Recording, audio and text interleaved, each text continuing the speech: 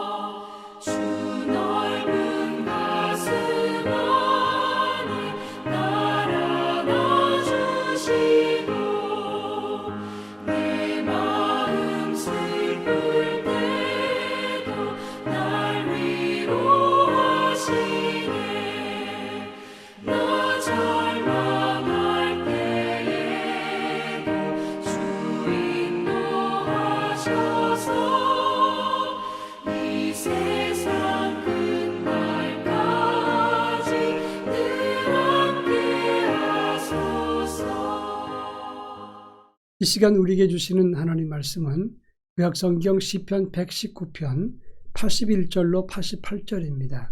시편 119편 81절로 88절 말씀을 한 절씩 교독합니다. 제가 전체를 읽겠습니다. 나의 영혼이 주의 구원을 사모하기에 피곤하오나 나는 주의 말씀을 바라나이다. 나의 말이 주께서 언제나 나를 안위하실까 하면서 내 눈이 주의 말씀을 바라기에 피곤하니이다. 내가 연기 속에 가죽부대같이 되었으나 주의 율례들을 잊지 아니하나이다.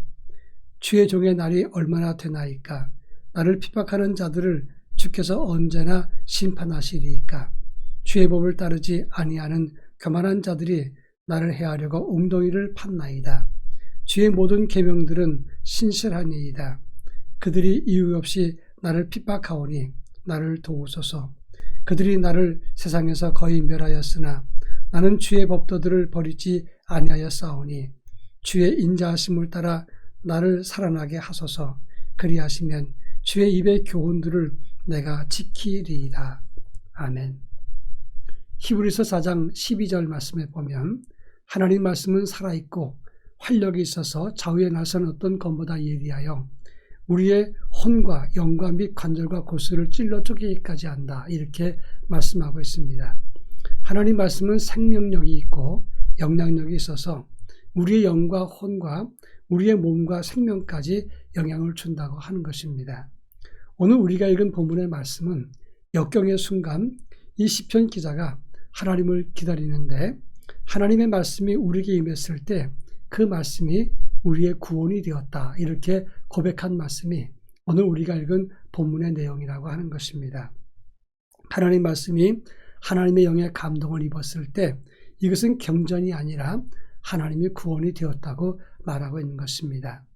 이 본문의 말씀은 극한 역경과 아픈 시련 속에서도 하나님 말씀을 붙잡고 있을 때 그 말씀이 우리를 건진다는 그런 신앙 고백적인 말씀이라고 말할 수 있습니다. 이 본문이 주는 의미를 함께 살펴볼까 합니다. 먼저 81절부터 83절까지 말씀을 보면 엄청난 시련과 고통 속에서 피곤하고 지치고 연기 속의 가둑 부대처럼 되었다. 이렇게 시편 기자가 말하고 있다고 하는 점입니다. 유대인들은 유목민들이 많이 있었습니다. 그들이 사막이나 광야에서 유목민 생활을 할 때에 천막 안에 불을 피우는 경우가 있었습니다. 포도주나 물을 담은 가죽 부대를 천막 안에 걸어놓는데 포도주의 경우에 그것을 잘 익도록 하기 위해서 연기 근처에 걸어놓게 됩니다. 그러면 연기 때문에 이 가죽 부대가 시커멓게 그을게 되고 볼품없이 아주 지저분해지고 초라해 보인다고 하는 겁니다. 지금 이스라엘 백성들이 시련과 역경 속에 있을 때 지치고 피곤하고 그리고 초라한 모습이 마치 연기 속의 가죽 부대처럼 아주 초라해 보이고 비천해 보인다. 이런 말씀입니다. 이 세상 모든 사람들은 고난과 역경 속에서 빛나는 사람은 없습니다. 다 초췌해 보이고 아름답지 않게 보이고 다 피곤해 보이고 지쳐 보인다고 하는 겁니다. 우리도 시련 속에서 이렇게 초라하고 비참해지는 것입니다. 그러나 중요한 것은 우리가 아무리 시련 속에 있더라도 그것은 끝이 아니라는 사실을 알아야 됩니다. 그런가 하면 84절부터 86절까지 말씀을 보면 핍박의 상황을 이 시편 기자가 자세하게 설명하고 있습니다. 84절에서 나를 핍박하는 자들을 하나님 언제 심판하시렵니까? 85절에서 나를 해하려고 웅덩이를 팠나이다. 86절에서 이유 없이 나를 핍박하나이다. 이렇게 말씀하고 있습니다. 계속해서 핍박이라는 말이 나오고 웅덩이를 파서 나를 빠지게 한다라고 이야기했습니다. 그러니까 원수들이 함정과 속임수로 내게 고통과 아픔을 준다는 것을 말하고 있는 것입니다. 87절에 보면 그러나 나를 세상에서 거의 멸하였으나 나는 주의 법도를 버리지 아니하였나이다. 이렇게 말씀했습니다. 죽음의 위협 속에서도 하나님의 말씀 그리고 하나님의 법을 떠나지 않고 굳게 붙잡았다는 것을 말하고 있는 것입니다. 이런 태도는 이전에 있었던 이스라엘 백성과는 아주 다른 모습입니다. 그들은 재앙과 고통이 오기 전에 이미 하나님 법을 떠나기도 했고 그리고 말씀을 잊어버릴 경우도 많이 있었습니다.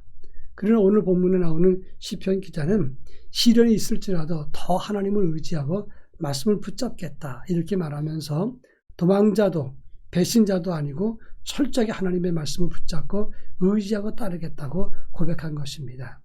바로 성령의 사람들이 가져야 될 믿음의 자세가 이런 것입니다. 아무리 역경과 시련이 많을지라도 성령의 이끄심 받는 사람들은 한마디로 말하면 하나님을 더 의지하고 그 말씀을 붙잡는 믿음을 가지는 것이다. 이렇게 말할 수 있는 겁니다. 이제 마지막으로 88절에 보면 주의 인자하심을 따라 나를 살아나게 하소서. 그리하면 내가 주의 입의 교훈을 지키리이다. 이렇게 말했습니다. 이 말은 하나님이 나를 살려주시면 내가 주의 말씀을 따르겠나이다. 조건부 약속을 한 것이 아닙니다. 이 말은 장기간 시련 속에서도 내가 하나님 말씀만 의지하고 바라보았습니다. 이런 고백이 되는 것이고 내가 구원받고 내가 은혜를 입는 것은 내 공력이나 공적 때문이 아니라 하나님의 자비로 나를 도우신다고 하는 것을 고백한 말씀이 되는 것입니다. 여기서 우리는 두 가지 교훈을 얻을 수가 있습니다. 첫째는 우리 인생의 평안과 그리고 행복은 하나님의 자비로운 손길이 있어야 된다는 것을 말하는 것이고 또 한 가지는 주의 말씀을 굳게 붙잡고 사는 사람들이 하나님을 의지할 때 역경과 시련도 극복할 수 있다는 것을 말하는 것입니다.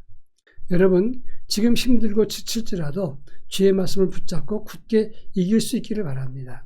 그리고 하나님의 자비로우심을 통해서 우리의 삶이 그 모든 것을 이기고 극복하고 형통한 삶, 행복한 삶으로 나아가기를 축원합니다. 다 같이 기도하겠습니다. 끝까지 주를 의지하게 하옵소서. 그리고 하나님 말씀을 붙잡고 고난을 극복하는 삶을 살게 하옵소서. 기도하겠습니다. 다 같이 기도합니다.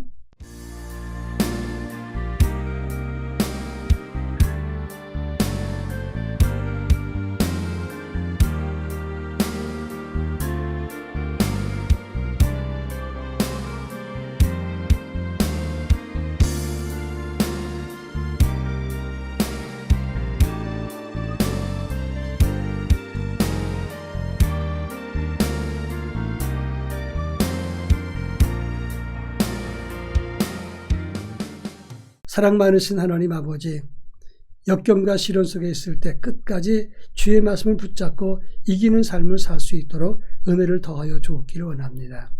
주의 말씀과 하나님의 자비로우심을 통해서 역경과 시련을 이기고 오직 시련 속에서 행복과 주님의 함께함으로 만족한 삶을 누릴 수 있게 하시고 평안과 감사의 삶을 가질 수 있도록 저희 모두를 붙잡아 주옵소서. 예수님의 이름으로 기도합니다. 아멘.